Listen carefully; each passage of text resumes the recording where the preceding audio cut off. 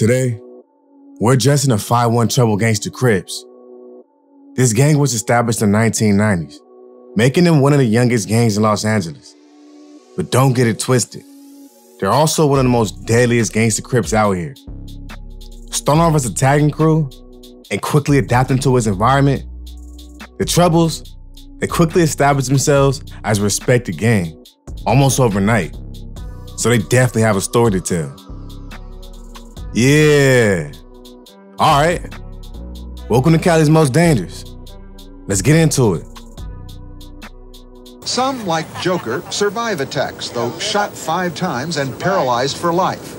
Gang members say some of it remains traditional turf warfare. It's bad. It's real bad. People dying over nothing, man. In 2011, the 5-1 Trouble Gangster Crips claimed the territory east of Western Avenue and west of Hoover Street, and north of 54th Street and south of approximately 48th Street, in which its members manufactured, distributed, and sold drugs. The 5-1 Troubles also had an elaborate commercial theft and burglary ring and committed street robberies, murders, and attempted murders. Members and associates of the 5-1 Troubles commonly dressed in red, white, and blue, wore Texas Rangers athletic gear, and baseball caps with the red or blue tee. The 5-1 Troubles were surrounded on 3 sides by rival gangs. To the south of the 5-1 Troubles were the neighborhood 5-5 Crips, the neighborhood 5-7 Crips, and the 5-8 neighborhood Crips, which were a criminal street gang that altogether referred to themselves as the neighborhood Rolling 50 Crips, or the Rolling 50s. To the north of the 5-1 Troubles was a territory claimed by the Rolling 40 neighborhood Crips, who were friendly with the neighborhood Rolling 50 Crips. And to the west of the 5-1 Troubles were the 5 Deuce Brims, a blood gang. The 5-1 Troubles, their only ally, was to the east, in a territory claimed by the 5 Deuce Hoover Gangster Crips. The rivalry between the 5-1 Troubles and the 5-5 neighborhood Crips, it was an old one, arising from the fact that the southern border of the territory claimed by the 5-1 Troubles, 54th Street, was the northern border of the territory claimed by the 5-5 neighborhood Crips. It wasn't safe for a member of the Troubles to travel into the 5-5 neighborhood Crips territory except to drive down major streets like Normandy Avenue without stopping, flying colors, or flashing gang signs. Marquise CALI'S was a member of the 5-1 Trouble Gangster Crips. His moniker was Tiny Crumb. He wore an EKG haircut, suggesting a person's heartbeat going across a monitor that stops and goes flatline, and indicating CALI'S affiliation with the flatline clique of the 5-1 Troubles. Rayvon Moorhead was also a member of the 5-1 Troubles. Moorhead went to high school with CALI'S older brother, who was a 5 Deuce Hoover, and his moniker was Baby Fat Rat. Gang members often take on a moniker of more senior gang members who act as their role models.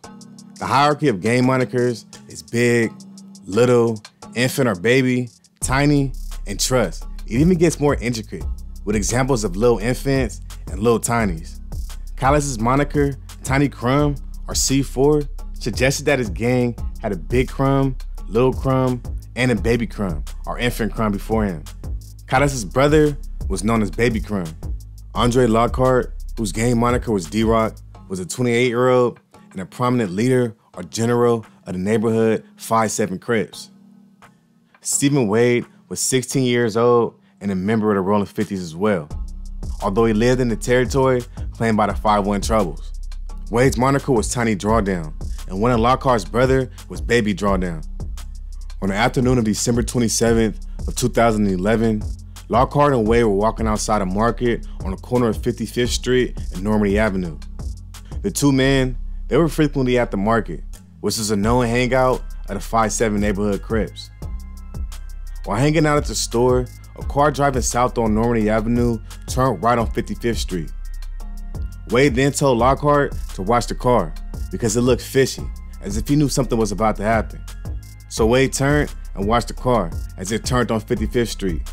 Suddenly, the car stopped near the market, and a man wearing a fitted shirt got out of the car from the back seat behind the driver, took a shooting stance, and fired multiple shots at Lockhart and Wade. The shooter then got back into the backseat of the car, and the car drove away westbound on 55th Street. Lockhart died from a gunshot wound to the head. Wade, he survived, but suffered permanent injuries. The shooters left the scene, but the shooting was captured on videotape. Police, they obtained video recordings from 2 cameras on a corner market, one facing west on 55th Street and one facing north on Normandy Avenue. There were also 2 witnesses to the attack, in addition to the victims. Talitha Lockhart, Andre Lockhart's sister, was sitting in a parked car on 55th Street that afternoon. Her sister-in-law, Irene Masson, had driven her to it to visit Talitha's parents, who lived on 55th Street, 2 buildings down from the corner market. As they drove by the market, Talitha waved to Wade and Lockhart on the corner. Mason made a U-turn on 55th Street and parked the car facing the corner store. Mason then got out of the car and went into the house, while Talitha stayed in the front passenger seat. A few minutes later, Talitha saw, through the windows of the minivan parked in front of her, a car turn on 55th Street and park in the middle of the street, 25 feet away from her, and a man get out of the back seat behind the driver and fired 4 or 5 shots. Although Talitha could only shoot a shooter from behind, she saw he was a caramel-complexioned African-American male in his early 20s, approximately 5 feet, 8 inches tall, of medium build, weighing approximately 130 to 145 pounds, and wearing jeans with a long-sleeved green shirt. She could see his arms and the side of his face. Immediately after she heard the gunshots, Talitha ran to Lockhart's house. She later went back to the market where she learned her brother had died and observed Wade speaking on his cell phone. Talitha told a woman at the scene that the shooter was wearing a green shirt. Meanwhile, Mason had just stepped inside Lockhart's residence when she heard gunshots. She turned around because Talitha was still in the car parked in the street and saw a car driving really fast. She was able to see that the driver had medium brown skin and a white shirt and was leaning over at a 45-degree angle to the right as he drove. Talitha ran up to the residence, screaming about her brother, and Mason ran to the store and saw Lockhart land on the ground with a gunshot wound to his forehead. Mason subsequently identified Moorhead in the photographic lineup as the driver of the car. Police interviewed Wade twice, first in the hospital on December 30th of 2011, and then at the police station on February 1st of 2012. At the first interview at the hospital, Wade was very medicated, uncomfortable, in pain, and coherent, but not very focused. Wade said that he was walking to the store with Lockhart, and just before they turned the corner to go into the store, somebody came, turned the corner, hopped out of the back seat, and just started shooting, he said. Wade described the shooters and said it was probably the Troubles. He did not remember what clothes the shooter was wearing and did not get a police shooter's name. Wade stated that he remembered the shooter came from behind the driver's seat door, but he couldn't really see who actually did it. Wade, he wasn't particularly forthcoming in the first interview, although he said he always had problems with the Troubles. During the second interview, however, on February 1st of 2012, Wade, he said his memory was better than it had been during the first interview when he was in the hospital. Wade told the police that Tiny Crumb, or TC for short, was the one who shot him. Wade said he recognized Tiny Crumb because he had previously seen him 4 or 5 times, including on 51st Place where they both lived. And he had witnessed Tiny Crumb write his name in graffiti on the wall. Wade stated that he didn't see Tiny Crumb when the car pulled up, but he saw him and recognized him when he hopped out of the car. Wade stated, "I seen the dude shoot us when he shot at us. I seen him. That's the truth. I mean, I really did see him shoot us." 5 days before the shooting, Wade saw Tiny Crumb write NHCK, which stands for Neighborhood Crip Killer. Wade stated to the police that this meant they don't like us and they want to kill us. That's why he was shooting at us. That's why he killed Lockhart. Wade told the detectives, "I don't know how I missed that car. If I would have seen that car turn around, things would have been much different. If we would have just seen it turn a corner." Wade gave the police a description of the shooter and identified CALI'S in a 6-pack photographic lineup, stating CALI'S was the dude who shot me. Wade wrote, "The picture that I circled looks like the guy who committed the crime and came out of the back seat behind the driver and started shooting. I seen my friend get shot in front of me, and that's when I turned around and looked at him, and then he shot me." The police arrested CALI'S on February 7th of 2012, and they interviewed him that same day. The detective in charge of the investigation tried to make CALI'S believe that he had strong evidence against him by telling CALI'S that he had a video recording of him shooting Lockhart on 55th Street, Normandy Avenue, and showing CALI'S a still photograph of Moorhead's car at the scene of the crime. CALI'S, however, he denied that he was involved in the shooting and stood on it without saying too much more. And after interviewing CALI'S for approximately an hour and a half, the detective put CALI'S in a cell with the confidential informant. The confidential informant, a former Crip member with a criminal record, testified that law enforcement places him in locked cells with individuals to assist with murder investigations. The investigating officers tell the confidential informant nothing about the case other than, for security reasons, the suspect's gang affiliation. The officers place audio and video wires on the confidential informant and put him in a jail cell, followed by the suspect. For this investigation, the confidential informant decided that he would say he was from 7-4 Hoover criminals, who were allied with the 5-1 Troubles. He then engaged in CALI'S with conversation, which was recorded. The prosecution played the recordings of the conversation between CALI'S and a confidential informant for the jury. CALI'S identified himself to the confidential informant as Tiny Crumb from 5-1 Trouble Gangster Crip and said he was in custody on a murder charge. CALI'S, thinking that he had an ally, admitted that he committed the crime with the burner and had on a light green shirt, but said he got rid of the clothes he wore that day and the murder weapon he used. The confidential informant responded that as long as he got rid of that thing, he'd be straight. CALI'S, he told the confidential informant that although the police had witnesses, had pictures of him on a camera, and knew what kind of clothes he was wearing when he did it, the police could only see his body type on the video recording and could not tell who he was. CALI'S, however, admitted to the confidential informant that he was concerned that the police had pictures of him from a camera, and that if the police had a video of him and knew his clothing, then it was a wrap, and he was done. Nah, he actually was good. But what fucked him was the conversation he had with the informant, as well as the one Moorhead had with him as well. At the police station, the detectives told Moreland that his car was involved in a crime and that they had another person in custody.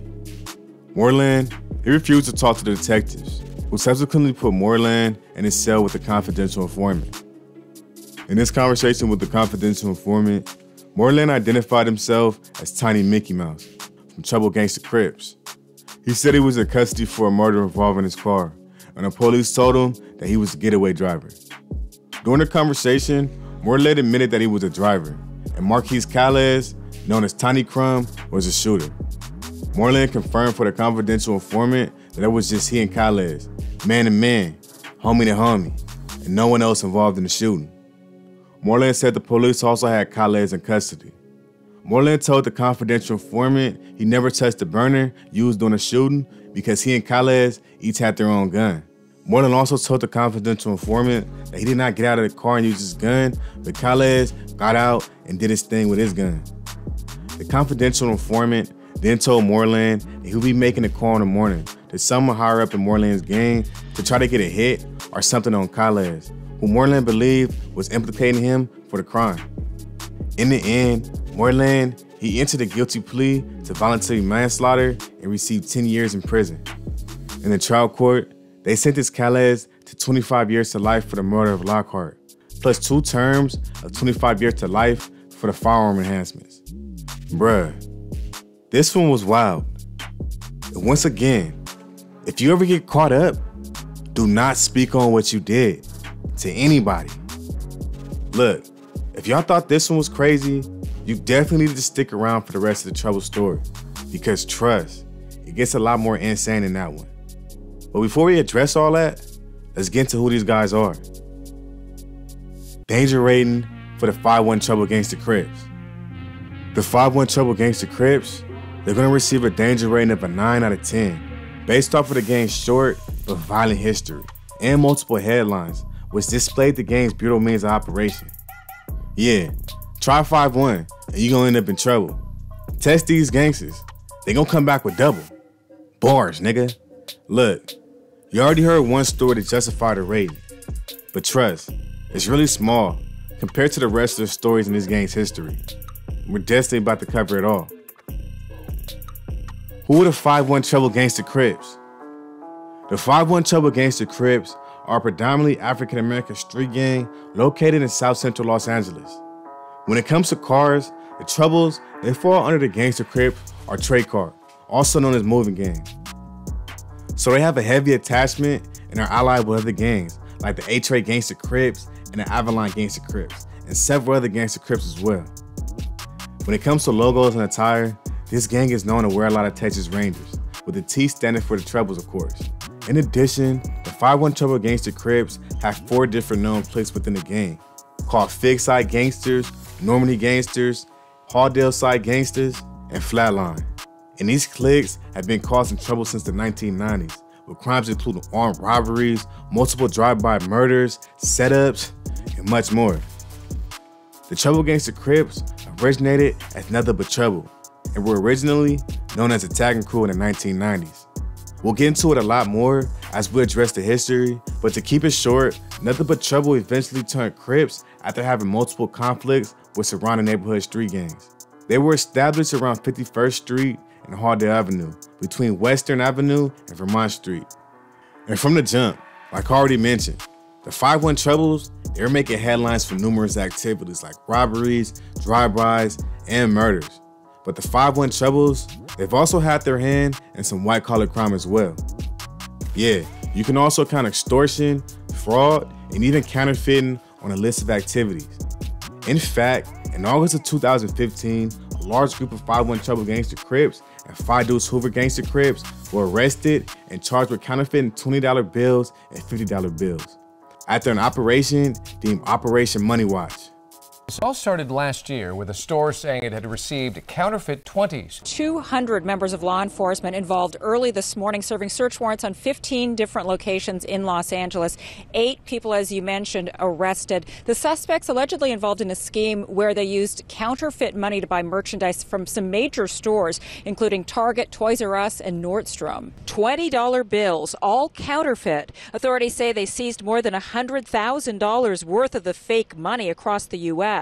5 women and 3 men, ranging in age from 21 to 35, all suspected of belonging to 2 gangs. The suspects accused of using the counterfeit bills to buy merchandise and gift cards at major stores. The suspects allegedly tied to 15 incidents in Seal Beach alone. The initial incident was occurred at our Toys R Us, where they attempted to return some items for currency in December. The 8 suspects now in custody after an early morning bust in Los Angeles in what's been dubbed Operation Money Wash, along with weapons. Some of the evidence used was computers, gift cards. Police allege the suspects used the money to pay for their criminal gang activity. Although this started with counterfeit bills, many of these suspects involved have substantial and violent criminal histories. So far, authorities are not saying if the suspects themselves were involved in making the fake 20s. This investigation is still continuing to determine the source. We see sales in the range of $500 to $800 to $1,000, and then they would return them, said the Seal Beach police chief. In addition, the gang members, they were also allegedly tied to 15 incidents in Seal Beach alone that year. 200 members of law enforcement, including U.S. Secret Service, served search warrants to 15 different locations and seized weapons, computers, gift cards, receipts, and counterfeit bills. Seal Beach police allege that the suspects used the money to pay for their criminal activity. Although these started with counterfeit bills, many of these suspects involved have substantial and violent criminal histories, said an officer. Yeah, if you didn't know by now, the Hoovers and the 5-1 Trouble Gangster Crips have always had a close relationship with each other. Matter of fact, it's alleged that when all the other Hoover gangs decided to drop the Crip identity and become criminals, the Troubles, they were the main reasons why the 5 Deuce Hoover Gangster Crips decided to stay under the Crip umbrella. The Troubles and the Hoover Gangster Crips got so close that they damn near combined their gangs together, making a 5-1 Deuce alliance. And trust, these 2 gangs, they're always known to move with each other too. They rob together, party together, and they also go on missions together. An example of this played out in May of 2004. In the evening of May 24th of 2004, Melvin Knowles and Nikita Knowles went out with Brian Butler, Melvin's friend, who was just back from a tour of duty with the Navy. They had dinner, and late in the evening, went to the strip club on 9th Ave and Florence Avenue. They stayed for about 10 to 15 minutes, but left shortly after to hit another club. When they got to their car, Nadika got in and started the engine. She could see Melon and Butler horsing around in the street. Nikita started to call her two to the car, but suddenly she heard gunshots coming from behind her. She dug down and saw Melvin and Butler trying to run away. Overall, the shooting lasted 2 minutes, and when it finally stopped, Nikita heard her car screeching away. Nikita sat up and looked for her husband, but she didn't see him. As she got out, she saw that Butler was lying dead in the street. It was later determined that he had been shot 12 times. Nadika, she became hysterical, and as someone came up, she asked them to call police. The ambulance and the police arrived, only to find Knowles laying between a bush and a wall. He was not responsive and had been shot 9 times. He was immediately taken to the hospital, where he unfortunately died. The police, they found shell casings from a 9mm handgun and other casings fired from an assault rifle.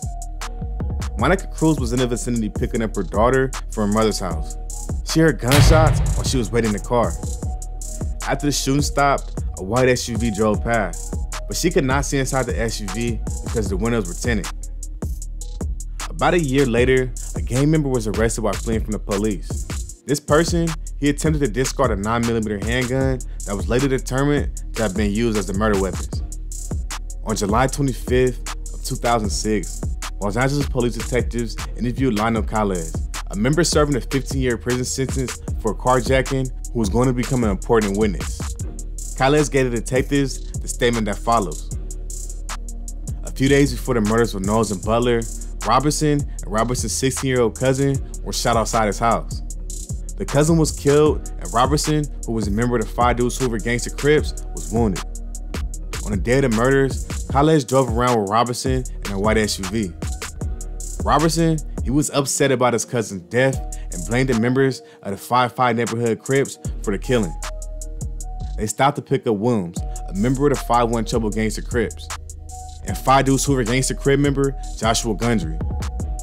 Robertson, he was looking for a gun, so Williams directed him to a house where Robertson picked up an AK-47. CALI'S, however, he did not want to be involved and asked to be taken home, which was done. According to CALI'S statements to detectives, later that evening, Robertson and Williams returned to CALI'S house and wanted to leave the AK-47 with CALI'S. CALI'S said no and asked them what they had done. They said that they had shot some guys outside a strip club. At trial, CALI'S disavowed his statement to the detectives. In Williams' trial, CALI'S testified that he was afraid to testify at Robertson's trial. Both he and his girlfriend had been threatened prior to Robertson's trial. Robertson was interviewed by detectives on August 28th of 2006 while he was in police custody for an unrelated charge. He was read his Miranda rights, which he stated he understood. He did not expressly waive his Miranda rights, but nonetheless spoke freely with the detectives. The bulk of the interview was about the murder of Robertson's cousin. The detectives also told Robertson that a gun had been recovered from a gang member, but that was one of the weapons used to murder Knowles and Butler. Robertson stated that he had nothing to do with the murders though. He agreed to have this confirmed with the lie detector test. After the failed lie detector test, Robertson asked to talk to the detectives. He now told them that he was present at the murders, but took no part in them. Robertson stated that it had been Williams who shot the 2 men with the AK-47. He related the alleged comings and goings of Williams, gang members Rashad Pupils, and Kevin Hambrick, and himself prior to the shootings. Upon arrival at the scene, Williams and Pupils got out of the car and opened fire. According to Robertson's, it was Hambrick who passed the 9mm handgun that was used for the murders. Robertson, he was later arrested on an unrelated charge and placed in a cell that was equipped with a hidden recording device. During the 2 telephone conversations, he said, "Remember in 2014 when I took Daddy's truck and he went into our do? Yeah, it came back." The reference was to the white SUV. Officer Nicholas Hartman was a gang expert. According to Hartman, the Phi 1 Troubles and the Phi Deuce gangster Crips are very friendly with each other and commit crimes together. Hartman testified that the murders benefited both the Phi 1 Troubles and the Phi Deuce Hoover gangster Crips. Williams took the stand on his own defense. Among other things, he testified that right after the murders, Robertson, Goldry, and Calis came over his house and told him that they had committed the murders. None of that mattered though, because in the end, Aaron Robertson and John Williams were convicted in 2 separate trials for the murder of Melvin Knowles and Brian Butler. Both juries found the murders to be in first degree and also found multiple gang and firearm enhancements to be true. And both members were sentenced to 2 consecutive life terms without the possibility of parole, with each of the life terms enhanced with consecutive terms of 25 years. Yeah, it's one constant theme you can get from this video so far, is that the Hoovers and the 5-1 Trouble Gangster Crips are hella close. And also, the neighborhood Rolling 50 Crips and the 5-1 Troubles have an in-depth hatred for each other. And if you think that's a lot of situation you hear about between these 2 gangs, you definitely have to stick around. But to truly understand the source of this hatred, we have to get into the history of the 5-1 Troubles. History of the 5-1 Trouble Gangster Crips. The foundation of the 5-1 Troubles can be traced back to the 1990s. Los Angeles in the 1990s can be described by some as the Wild Wild West. These were the years when Rampart and several other police divisions' corruption was at its peak.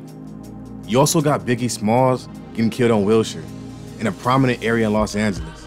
And you have the LA Uprising, which took place in 1992, which were riots and protests that took place in Watts and lasted over 7 days in response to the Rodney King verdict that acquitted 4 officers for their role in a recorded beating.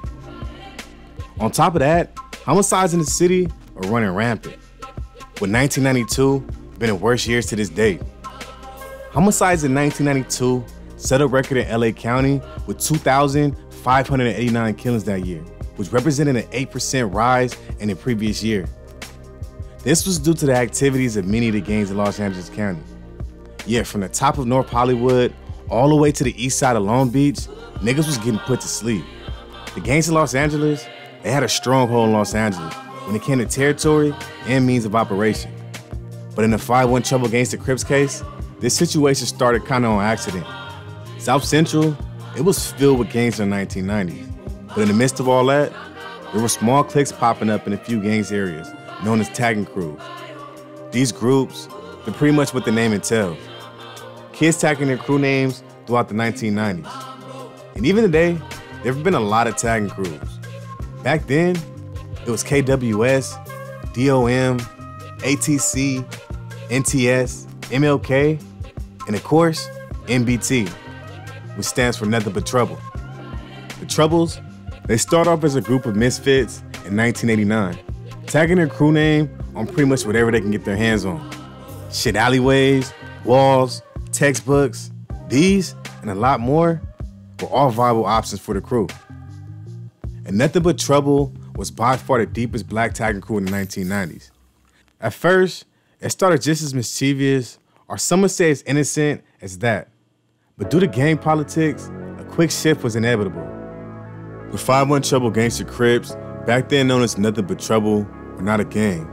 They actually had members from different gangs from the crew, especially having close ties to the 5 Deuce Hoover Gangster Crips, due to them having family members from the gang and being damn near right across the street from them as well. And if you're from LA, you know, even if you don't gangbang, affiliation can get you caught up in gang politics. This was exactly the case with the Nothing But Trouble tagging crew. Due to their association with the Hoovers, they found themselves getting into it with a lot of their enemies, especially the neighborhood Rolling 50 Crips. And they went at it hard with these gangs. Yeah, fights, pack-outs, just getting jumped, and even shootouts occurred with the Nothing But Trouble tagging crew and other Crips in the area. With all these deadly situations that occurred, the crew, they quickly grew from just a crew tagging on walls and textbooks. After a few years, Nothing But Trouble was militant, ready for war, and even had their own territory. And all this was before they even transitioned into a gang. And after a meeting and a blessing from the Hoovers, by the mid-1990s, they made the transition to an official Crip gang known as the 5-1 Nothing But Trouble Halldale Crips, and sometimes referred to as the 5-1 Halldale Crips. But ultimately, they called themselves the 5-1 Trouble Gangster Crips. Alright, so I found some information, but I didn't want to add it as a fact, without knowing if it was true or not. So I'll just ask it as a question. Any OGs or members tapped in, let me know. It's alleged that Nothing But Trouble was groomed by the 30s, at John Muir even having a clique called Triple H that stood for Harlem, Hoover, and Halldale. Y'all let me know in the comments if this is true or not. Rivals and allies. The 5-1 Trouble Gangster Crips are rivals with a lot of gangs in Los Angeles. They go to war with pretty much all members under the Rolling O and the Neighborhood Card. This means they engage with gangs like the Rolling 60s, the Rolling 90s, the Rolling 40s, the 5'9 East Coast Crips, the 6'7 East Coast Crips, the 6'8 East Coast Crips, and the Rolling 30 Harlem Crips, and a lot more other gangs that fall under this umbrella. They fight with most Brim gangs as well. But despite having several rivals, they also have a few allies, like the 5 Deuce Hoover Gangster Crips, who are among their closest associates, and other Hoover criminals. The A-Tray Gangster Crips and a few other gangs operating under the Gangster Crip card are among their close allies. Since the 4-pack Gangster Crips hang out with the East Coast Crips, and with the Troubles being known to pick up the Hoover's beef from the beginning of them being associated with the Hoover Crips, they don't get along with the 9-7 Gangster Crips, the 8-7 Gangster Crips, and like I already mentioned, the 4-pack Gangster Crips as well. These guys have a long list of rivals, and they're known to go at it with all of them. But the biggest beef that this gang is known to engage in, and what you guys should already have an idea who these guys are, is definitely gonna be with the Neighborhood Rolling 50 Crips. Beef with the Neighborhood Rolling 50 Crips. The war between the 5-1 Trouble Gangster Crips and the Neighborhood Rolling 50 Crips is based heavily on 2 factors: the affiliation as well as the location of these 2 gangs. Like I already mentioned, the Trouble's territory is east of Western Avenue and west of Hoover Street, north of 54th Street and south of 48th Street. And if you look on a map, this area is literally right across the street from the Rolling 50's territory. And this wouldn't be an issue, but there's another big difference that set the course of war for these 2 gangs. The 5-1 Trouble Gangster Crips have deep roots and ties with the 5 Deuce Hoovers.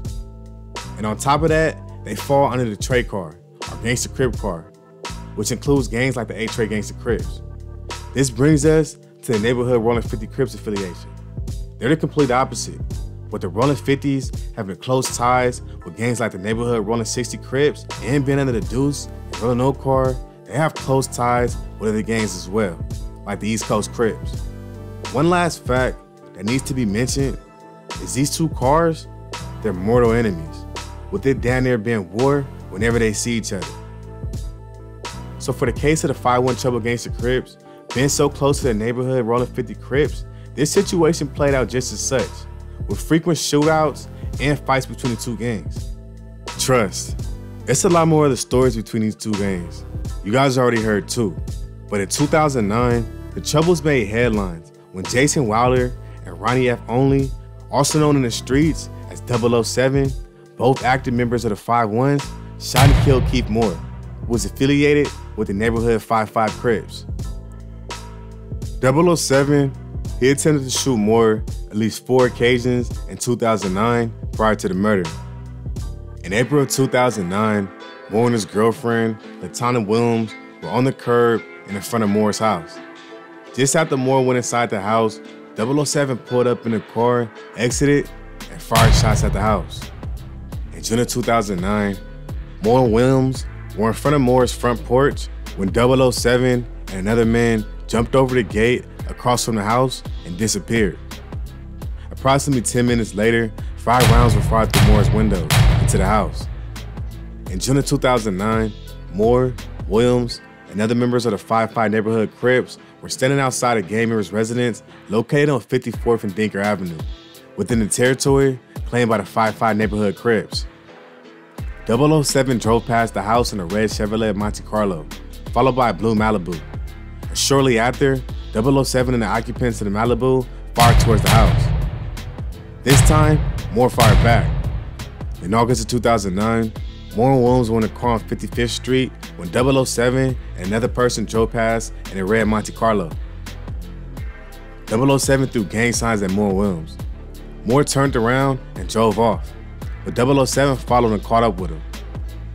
Williams and Moore exited the car and attempted to take shelter in a mini-mart located on Dinker Avenue.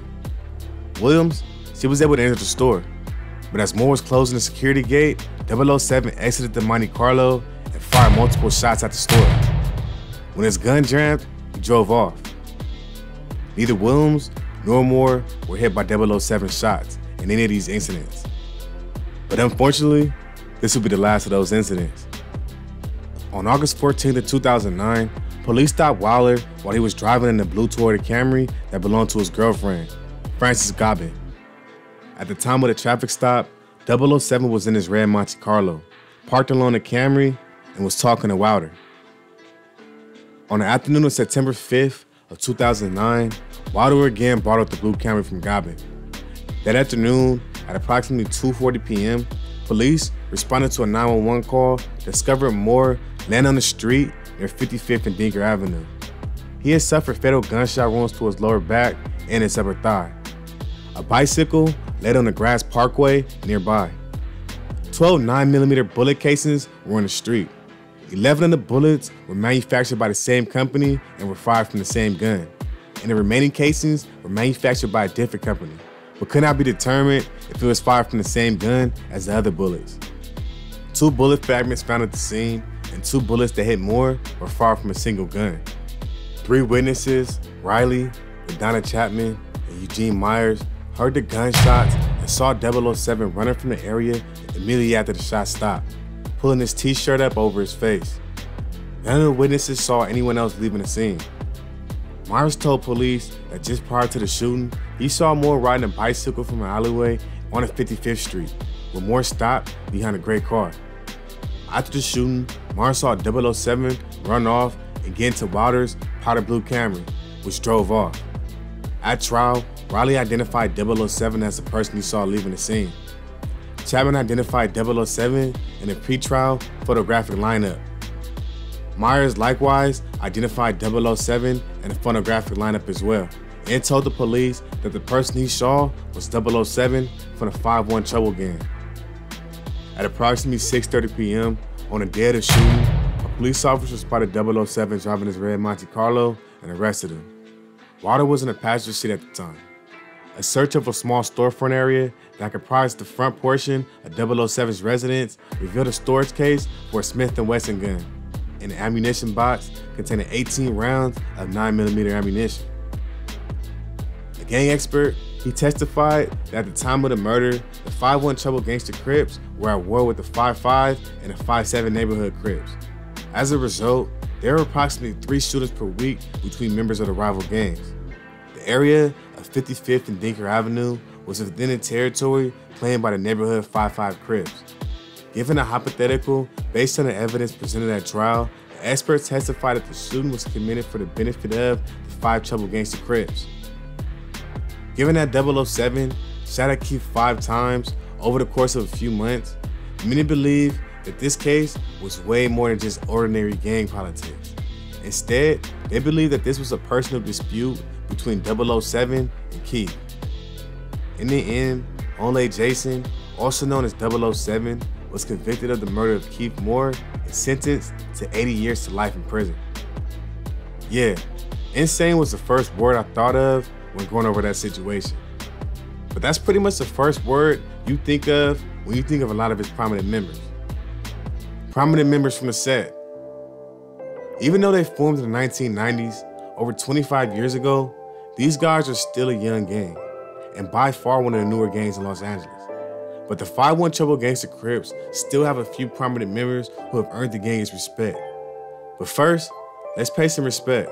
The 5-1 Trouble Gangster Crips have engaged in deadly wars with multiple gangs since damn near its beginning, and as a result, they've had a lot of casualties in the gang. A few of his members rest in peace include Alistair Henderson, also known as One Punch, who died on March 30th of 2006 after being struck and killed by a vehicle on the 10 freeway in Los Angeles after exiting his vehicle. He was pronounced dead at the scene.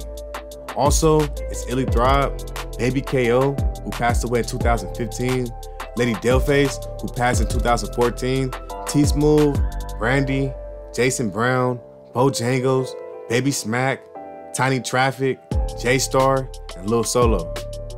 Yeah, rest in peace to them. And y'all let me know in the comments if any other members who are no longer with us, that their names live on. On top of that, the 5-1 Trouble Gangster Crips have had big names from the set who have made a name for the game. Of course, it's 007, but it's also Baby 007, Scandalous, Lil Joker, Kansas Box, Alert, Big KC, Lucci, Mickey Mouse, Traffic, and Mayday. They also have a few rappers who, honestly, they've been doing their things in recent years. Tommy Guns and Politics have a dope-ass song together called Troubles to the Hoods. When it's time to slide, you ain't nowhere in the loop, nigga. Get your strap and ride, it's your time, it's on you, nigga. Gang banging and politics and type of shit we doing, nigga. Yeah, they go to trouble in them Hoover niggas. Yeah, y'all definitely have to tap in if y'all haven't heard that one yet. Dope shit, dope shit. But unfortunately, that's the only song I was able to find from these guys. Y'all let me know in the comments if they still dropping anything new. Also, it's Westside Traffic. All right, look, y'all know at this point, if I think an artist is trash, I'm gonna just tell y'all to tap in. I'm gonna leave it at that. At first, that was definitely the case with Traffic, I ain't gonna lie. Nigga, I went back to his shit from 5-6 years ago, and man, I wanted to jump in Traffic listening to that bullshit. Shit's beyond trash. But as soon as I was about to abort mission, I found some new music that definitely showed a lot of his growth musically and even with the quality of his videos. If you don't believe me, check out Never Told, So Hard, or Welcome. You definitely won't be disappointed, I can promise, I can vouch for that one. Lastly, it's TF. If you ain't heard about this nigga, you definitely not from the city, or you're not a Schoolboy Q fan. And that's fine, that's what I'm here for. I'm gonna fill you in. TF has been on the scene for more than 3 years at this point. And bro got bars. I'm gonna even stretch and say he got more bars than me. And that's saying a fucking lot. Nah, seriously. If you haven't heard of him, y'all tap in ASAP, like right now. He has a long list of albums, so just start off with Blame Kansas and go from there. Lastly though, I definitely can't leave this section without mentioning another big figure from the set, TDE Smack. Yeah, definitely a face from the Troubles. He's not really a rapper, but these days he's doing a lot as a YouTuber and a media personality. And bruh, this dude is fucking hilarious. Bruh comes with some good energy, and he overall seems like a humble dude. Y'all definitely tap into back on Fig or Fig Community World to get a first-hand example of what I'm talking about. Also, y'all let me know in the comments of any of the prominent members or rappers I might have missed. Current state of the 5-1 Trouble Gangster Crips. When it comes to the current state of the 5-1 Trouble Gangster Crips, today, they stand as one of the most active, feared, and respected gangs in Los Angeles. But don't get that twisted. Similar to the Hoovers, they're definitely one of the most hated gangs out here too. So a militant means of operation is crucial to this gang's survival. With that being said though, the Troubles, they've done a lot more than just survive. They've grown to the point so we can see subsets in different states. They have subsets in Kansas City, Missouri, and Atlanta. But y'all let me know in the comments I'm leaving out your state. That's it for the 5-1 Trouble Gangster Crips though. Y'all got any crazy stories about these guys? Any close calls? Did I miss anything? Did I get anything wrong? Y'all let me know in the comments. Let's have a conversation about it. Don't forget to like and subscribe if you got hoes. Y'all stay safe or dangerous out there.